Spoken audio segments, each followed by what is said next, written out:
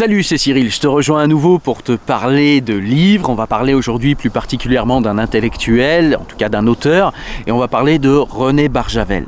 Alors tu l'as vu, je t'ai présenté sur cette chaîne en fin 2022 et le dernier livre en début 2023, 4 livres de René Barjavel. Donc c'est La Nuit des Temps, Le Grand Secret, Ravage et La Tempête. Et en fait, de ces 4 livres, je ne vais pas te faire un résumé parce que je l'ai déjà fait dans des vidéos. Je te mettrai les liens d'ailleurs de ces vidéos dans la barre d'infos pour que tu puisses aller voir l'histoire qu'il y a dans ces 4 livres et les problématiques qui sont levées dans ces 4 livres d'une manière plus longue que ce que je vais faire ici. Mais ce que je voulais faire ici, c'est tout simplement en fait vous parler de la pensée de Barjavel après avoir lu 4 de ses livres. Alors Barjavel, c'est quelqu'un qui est assez, qui est assez décrié. C'est un penseur que l'on dit misogyne, que l'on dit sexiste. Et ça, c'est plus particulièrement les jeunes lecteurs, vous savez, la jeunesse qui est influencée par la pensée woke et qui nous explique que Barjavel, c'est quelqu'un qui est un misogyne, notamment parce que dans Ravage, il postule l'effondrement de la civilisation et que si la civilisation s'effondre, les femmes vont retourner au foyer, s'occuper des enfants, s'occuper de la nourriture et s'occuper du foyer, et que les hommes, eux, qui ont une force physique plus importante, vont s'occuper du champ et de la sécurité en fait des fermes dans lesquelles ils vivront. Et de cela, évidemment, nos féministes actuelles qui ne voient pas plus loin que le bout de leur nez, pensent que Barjavel souhaite cela et que Barjavel est un misogyne, un vieux réac misogyne de son époque. Bonjour à tous et à toutes, c'est Cordélia, j'espère que vous allez bien et aujourd'hui j'ai le plaisir de vous parler d'un vieux roman de SF, Ravage de René Barjavel. Mon avis sur Ravage. Il faut savoir que c'est un bouquin qui m'a vraiment marqué étant ado et que j'ai adoré pour le côté science-fiction, découvrir comment René Barjavel voyait le futur, parce qu'il faut savoir que le bouquin il est quand même sorti en 1943 de mémoire. Du coup il imaginait un futur dans 100 ans qui est assez bizarre et qui, avec notre regard de nous, personnes de 2016, au final c'est assez marrant. Personnellement, j'adore les récits de survie dans des mondes en ruine où tout fout le camp et les personnages sont complètement livrés à eux-mêmes. Néanmoins, il faut quand même savoir qu'il y a des gros soucis dans ce bouquin, qui est notamment lié à la période, donc Seconde Guerre mondiale, Pétain, tout ça. Puisque bon, racisme et sexisme font partie intégrante de l'histoire et sont absolument pas remis en question au cours du bouquin. Le traitement des femmes est absolument abominable. En gros, on les renvoie à leurs conditions de mère comme si elles ne pouvaient pas être autre chose. Et la morale de l'histoire, c'est le retour au patriarcat, le retour à la nature, à la famille, au cœur de tout, des idées très de Pétain, quoi. Voilà. Tout ça pour dire qu'à côté de tous les trucs positifs en matière de SF, on a des choses assez moyennes. Alors c'est pas si simple en fait, parce que Barjavel par exemple, dans Le Grand Secret, justement critique la religion et la misogynie des religions. Il le fait également un petit peu dans Ravage. Alors il critique pas forcément la misogynie des religions, mais il critique en tout cas les religions. Donc pour moi, Barjavel c'est quelqu'un qui n'est pas fondamentalement misogyne, mais c'est quelqu'un en fait qui pense que la société traditionnelle avait un sens avant qu'advienne la technologie, avant qu'advienne la technique. Pour toutes ces féministes qui font de grandes leçons de morale, j'attends de les voir conduire un bus qui aurait été construit en 1900 sans la direction assistée et sans toute la technique qu'il y a aujourd'hui. Je pense qu'on s'amuserait bien. Donc voilà, en fait, ces gens un petit peu légers sur Barjavel ne comprennent pas que la critique de Barjavel dans Ravage est de dire que la technique effectivement nous donne des choses, que la technologie nous donne des choses, nous facilite la vie, mais du coup elle nous facilite la vie, il y a un coût à cela en fait. C'est ce qu'il nous explique dans Ravage, et le coût de cela, c'est tout simplement que la technique nous ravit nos connaissances, et ces connaissances sont dorénavant détenues par des machines, par des ordinateurs, par des mémoires. Par exemple, les savoirs que nous ravit la technologie, c'est savoir comment aller chercher de l'eau, comment filtrer de l'eau, comment comment faire de la nourriture, comment faire pousser nos fruits et légumes.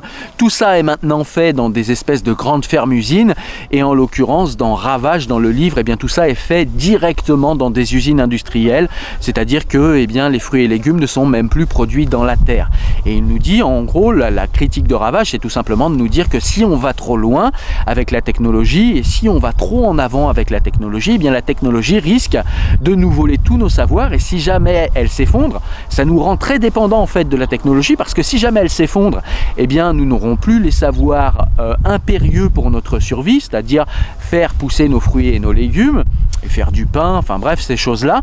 Et puis le fait que nous vivions avec la technique et la technologie nous donne beaucoup de confort, mais du coup ça nous rend faibles parce que eh bien, le corps est ainsi fait qu'il a besoin qu'on l'utilise, qu'on le frotte à la vie de la terre et qu'on le frotte à la difficulté eh bien, pour s'endurcir, pour s'affermir et pour devenir de plus en plus fort.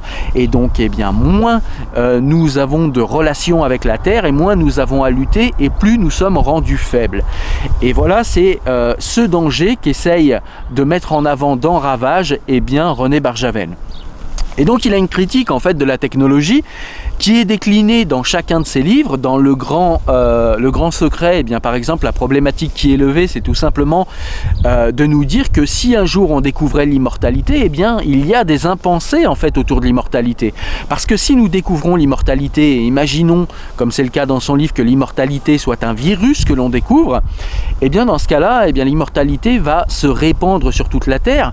Et si cette immortalité en fait touche tout le monde, les végétaux, les êtres humains, les insectes, les animaux, eh bien il va y avoir une population qui va être très dense sur la planète à un point tel que eh bien il y aura des guerres parce que nous n'aurons pas assez de place, il y aura des tensions sur les ressources et donc du coup il y aura des guerres qui vont mener à des exterminations partout sur Terre et peut-être à l'extermination de l'humanité, que ce soit par l'humanité elle-même ou que ce soit par des animaux parce que eh bien il y a des insectes qui se reproduisent plus vite que les êtres humains et si jamais eh bien tous étaient immortels, imaginez-vous les araignées qui font des milliers de bébés d'un coup, eh bien imaginez-vous si toutes ces araignées devenaient immortelles, ce serait tout de suite, enfin en tout cas au bout de quelques années, ce serait invivable en fait sur la planète.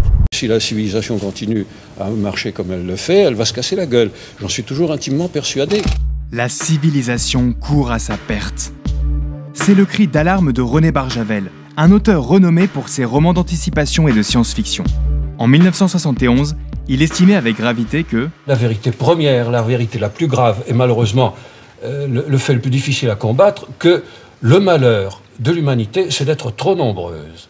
Selon Barjavel, la surpopulation, en plus de provoquer de terribles famines, entraînera un mal encore plus grave, la pollution. Dans 20 ans ou dans 25 ans, nous risquons de voir ceux qui seront encore là, de voir les hommes crever, comme on voit aujourd'hui les poissons crever quand une rivière est polluée. C'est ça qui attend l'humanité. Crever de trop de pollution et de trop de technologie. Car depuis ses premiers écrits dans les années 1940, René Barjavel dénonce l'interconnexion croissante de nos sociétés. Imaginez ce qui se passe si tout à coup l'énergie s'arrête. C'est l'écroulement, c'est le commencement de la décomposition. C'est comme un corps où le sang ne circule plus. Une vision apocalyptique de l'avenir, même si Barjavel veut rester malgré tout optimiste. Il y aura toujours un espoir pour sauver l'humanité, celui de donner maintenant comme but primitif à toutes les recherches l'homme et l'entente, la communication et l'amour. René Barjavel meurt en 1985.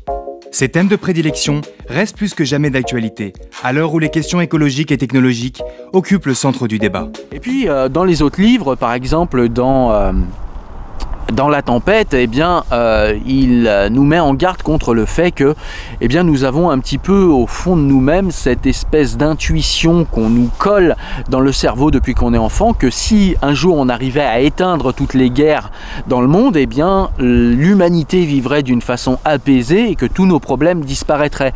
Sauf que si on vit sans guerre, ça veut dire encore une fois que l'humanité va grandir au niveau démographique de manière exponentielle et que, eh bien, du coup, vu que les êtres humains n'auront plus trop à lutter pour vivre et qu'ils n'auront plus d'ennemis dans le monde, eh bien la seule chose qui pourra être intéressant pour eux, c'est tout simplement de se divertir et de consommer.